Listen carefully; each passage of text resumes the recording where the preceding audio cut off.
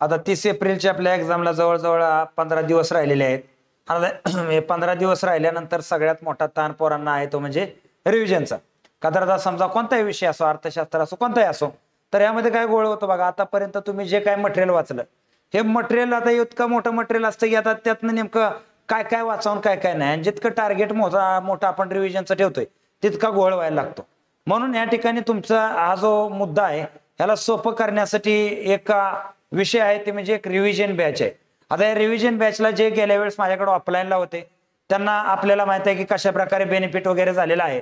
तर आता या ठिकाणी ह्या वर्षी आपण ही बॅच लाईव्ह प्लस रेकॉर्डेड फॉर्मॅटमध्ये ठेवलेली आहे.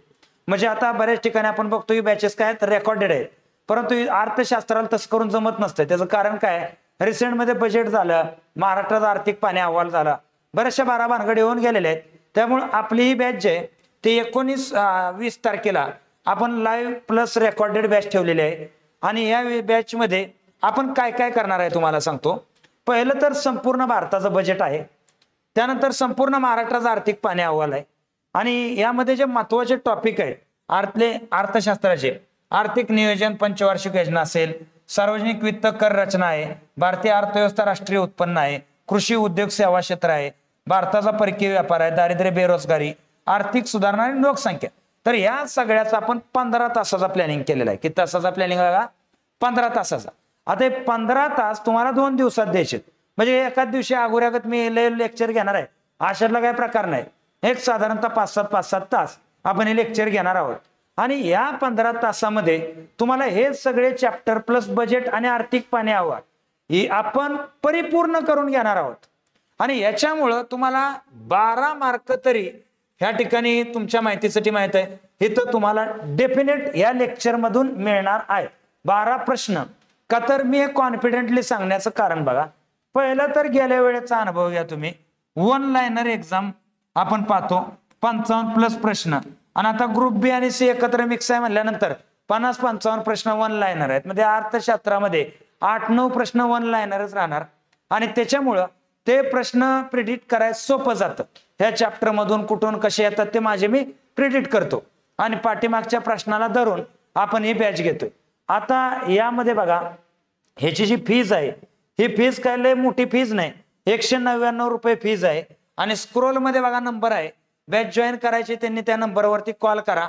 आणि डिस्क्रिप्शन मध्ये ऍप आहे, ऍपची लिंक टाकलेली आहे, तिथे डाउनलोड करा आणि टेलिग्राम पण जॉईन करा. बरेच विद्यार्थी आपल्याला या ठिकाणी जॉईन झालेले आहेत या काळामध्ये. तरी 19-20 एप्रिलला 15 तासाचा आपण परिपूर्ण याचा प्लॅन बनवलेला आहे आणि डेफिनेट तुम्हाला याचा फायदा होणार. त्यानंतर पुढचा मुद्दा जर आपण पाहायचा झाला तर विषय इतिहास आहे. आता इतिहासाचे काय मी इथं चॅप्टर लिहित नाही तुम्हाला, का तर यात महत्वाचे समाज सुधारक कोणते ते सगळेच लिहावे लागतील. तर ते आहेत आपल्याला कोणकोणते ते आहेत. त्यानंतर महाराष्ट्राचा इतिहास आणि आधुनिक भारताचे गव्हर्नर, राष्ट्रीय काँग्रेस वगैरे हे सगळे मुद्दे ह्याचा आपण हा प्लॅनिंग जो केलेला आहे 17 तासाचा प्लॅनिंग आहे. आणि इथे तुम्हाला 12 ते 13 मार्क आणण्याची जबाबदारी आपली आहे. किती? 12 ते 13 मार्क आणण्याची जबाबदारी आपली आहे. आता लक्षात घ्या, तुम्हाला या परीक्षेचं टार्गेट साधारणतः 60 पर्यंत तुम्ही पोहोचलाच पाहिजे. का तर जरी लाखभर पोर आहेत म्हणजे काय तुमचं मेरिट 7 आणि 8 मार्काचं नाही लागणार, तुमचं टार्गेट 60 प्लस तुम्हाला ठेवावं लागणार आहे. तर आता या दोन्ही बॅचेस जर तुम्ही एकत्रितरित्या केल्या तर साधारणतः तुम्हाला सांगतो की 25 ते 26 हिथं या 30 पैकी तुमचा स्कोर येणार आहे. का तर अर्थशास्त्राचं करंट पासून ते पूर्ण बेसिक आणि इतिहासाचं संपूर्ण महत्वाचे मुद्दे आपल्याला कव्हर करायचे आहेत. तर दोन्ही बॅच एकत्रित लावला तर 299 रुपये नाममात्र फी आहे. मला माहित आहे तुम्हाला या एक मार्काची किंमत किती आहे, त्यामुळे फीज हा तुमच्यासाठी इथे मॅटर नाही, मॅटर आहे तुमचा वेळ. आणि वेळ चांगला युटिलाइज होणं. का तर ऐन परीक्षेच्या तोंडावर एखाद्याने जर घाण केली तर फार अवघड होऊ शकतं. म्हणून इथं त्या सगळ्या गोष्टीची जाणीव मला तुमची आहे. म्हणून इथं तुम्ही 100% इथं तुमचा वेळ आणि पैसा तर काय नाहीच गेला, तर याची किंमत व्हॅल्यू चांगल्याच प्रकारे होणार आहे.